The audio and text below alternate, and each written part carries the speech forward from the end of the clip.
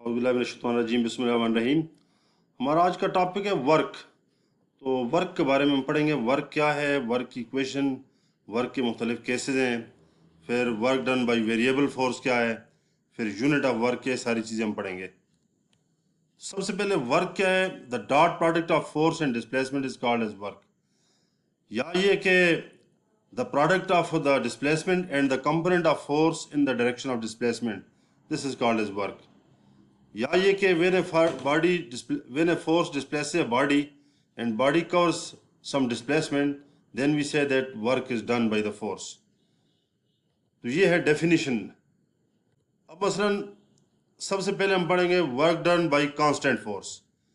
Constant force से work कैसे होता है? मतलब ये कोई बॉडी है, इस पे फोर्स F एक्ट कर रही है, ये कांस्टेंट फोर्स है, और ये डिस्प्लेसमेंट D है, और ये दरम्यान में एंगल थीटा है। तो वर्क डन कैसे डिफाइन करते हैं? The dot product of force and displacement. ये फोर्स और डिस्प्लेसमेंट का डॉट प्रोडक्ट लिया है, ये वर्क है। और ये डॉट प्रोडक्ट को जब खोलते हैं तो ये बन जाता है F D cos theta. Theta is the angle between force and displacement. ये वर्क की इक्वेशन है। और अब वर्क को मैथमेटिकली एक और तरह भी हम डिफाइन करते हैं। मसलन ये बॉडी है, तो ये इसके ऊपर ये फोर्स एक्ट कर रही है, और ये डिस्प्लेसमेंट डी है ये। अब फोर्स का एक कंपोनेंट है जो डिस्प्लेसमेंट की डायरेक्शन है, वो कंपोनेंट है एफ कॉस थीटा। ये वो कंपोनेंट है जो डिस्प्लेसमेंट की डायरेक्शन में है। तो कहता है displacement multiplied by the component F cos theta, इसका नाम है work. Displacement multiplied by F cos theta, इस प्रोडक्ट का नाम भी है वर्क। ये वर्क की दूसरी डिफिनेशन बन जाती है। अब यहाँ इसके अलावा एक चीज़ और मैं आपको बताता चलूँ कि इस वर्क की इक्वेशन से एक और चीज़ क्लियर होती है कि वर्क जो है it is directly proportional to force. इसका मतलब फोर्स जितनी ज़्यादा है तो वर्क उतना ज़्यादा होगा। इसके साथ साथ work is also directly proportional to displacement. इसका मतलब जितना डिस्प्लेसमेंट ज़्यादा होगा उतना वर्क ज़्यादा होगा। So more the force more is the work, more the displacement more is the work. ये दोनों चीज़ों पर वर्क डिपेंड करता है। यहाँ के वर्क के मुख्तलिफ केसेस हैं। एक है पॉजिटिव वर्क। पॉजिटिव वर्क क्या है? जब फोर्स और डिस्प्लेसमेंट दोनों एक ही डायरेक्शन में होते हैं तो उस वक्त वर्क जो होता है पॉजिटिव होता है। और इस केस में वर्क मैक्सिमम भी होता है जब फोर्स और डिस्प्लेसमेंट एक डायरेक्शन में होते हैं।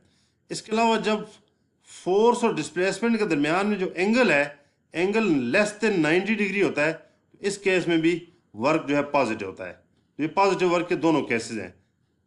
इसके अलावा next case negative work. Negative work कब होता है? जब फोर्स और डिस्प्लेसमेंट अपोजिट डायरेक्शन में होते हैं, उस केस में वर्क नेगेटिव होता है। और ये वो केस है जिसकी मिसाल फ्रिक्शनल फोर्स है कि फ्रिक्शनल फोर्स हमेशा डिस्प्लेसमेंट के अपोजिट डायरेक्शन में होती है, लिहाजा फ्रिक्शनल फोर्स का वर्क नेगेटिव होता है। इसके अलावा ये कि जब फोर्स और डिस्प्लेसमेंट के दरमियान में एंगल जो है ये मोर देन 90 डिग्री होता है। मसलन देखें यहाँ ये जो एंगल है, ये एंगल फोर्स और डिस्प्लेसमेंट के दौरान ये एंगल ये 90 डिग्री से जब ज़्यादा होता है तो उस केस में भी वर्क जो है नेगेटिव होता है। ये दोनों नेगेटिव वर्क के केसेस हैं। तीसरा केस ज़ीरो वर्क या नो वर्क, कि जब फोर्स और डिस्प्लेसमेंट के दरमियान में एंगल 90 डिग्री होता है तो इस केस में ज़ीरो वर्क होता है, या इसको मिनिमम वर्क भी कहते हैं। So when the angle between force and displacement is 90 degree, in this case there is no work done, ये ज़ीरो वर्क है। इसमें ये इक्वेशन है वर्क की एफ डी कॉस थीटा। जब थीटा 90 डिग्री है तो कॉस 90 ज़ीरो होता है। जब ज़ीरो है तो ज़ीरो को मल्टीप्लाई करें एफ डी से तो वर्क ज़ीरो हो जाता है। क्या मतलब? जब एंगल जो है 90 डिग्री है तो वर्क डन ज़ीरो है। आगे हम फोर्स और डिस्प्लेसमेंट का जब ग्राफ होगा तो उससे वर्क कैसे निकालते हैं। तो पहला केस है कांस्टेंट फोर्स। जब कांस्टेंट फोर्स का ग्राफ है, मसलन ये देखें एक तरफ फोर्स है, दूसरी तरफ डिस्प्लेसमेंट डी है, तो ये ग्राफ है दरमियान में, ये देखें इसमें फोर्स कांस्टेंट है। तो इस केस में वर्क कैसे निकालेंगे? तो कहते हैं ये जो ग्राफ है, ये ग्राफ इसके नीचे जितना ये एरिया है, सारा एरिया, ये shaded area, this area is equal to the work done. जितना एरिया है उतना वर्क डन होगा। इसके साथ साथ दूसरा केस के वेरिएबल फोर्स है, तो उसके ग्राफ से वर्क कैसे निकालेंगे। मसलन ये देखें फोर्स वाई एक्सिस पर है और डिस्प्लेसमेंट एक्स एक्सिस पर है, तो दरमियान में ये ग्राफ है। इस ग्राफ के नीचे जो एरिया है, ये शेडेड एरिया, ये इस एरिया को आप निकालें, जितना ये एरिया होगा उतना वर्क होगा। So this area shows the work done.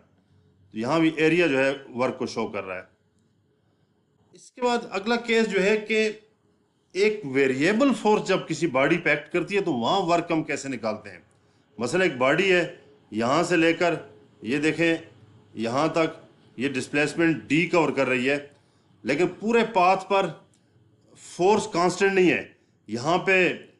यहाँ थोड़ा सा डिस्टेंस d1 कवर होता है तो इस पे फोर्स है F1, फिर आगे डिस्टेंस d2 कवर होता है यहाँ से यहाँ तक, इस पे फोर्स F2, फिर आगे यहाँ से लेकर यहाँ तक डिस्टेंस d3 कवर होता है तो फोर्स F3 है।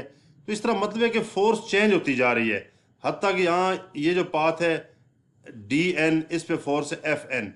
तो अब इन तमाम केसेस में ये यहाँ ओरिजिन से लेकर यहाँ इस जगह तक टोटल वर्क कैसे निकालेंगे।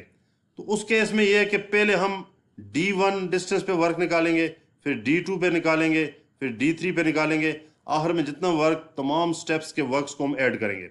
तो सबसे पहले मसलन ये पहला स्टेप है, पाथ एलिमेंट है d1, इस पे फोर्स है F1, इसका वर्क है मसलन ये d1 डिस्टेंस पे वर्क है W1, फिर d2 डिस्टेंस पे वर्क है W2, फिर d3 पे वर्क है W3, इस तरह लास्ट ये dn है, इस पे वर्क है Wn।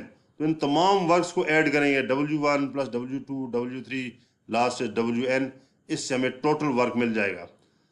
अब पहले केस में जब d1 डिस्टेंस है तो फोर्स F1 है, वर्क किसके बराबर होगा F1 d1, ये F1 d1 होगा, ये तो W1 किसके बराबर है F1 d1।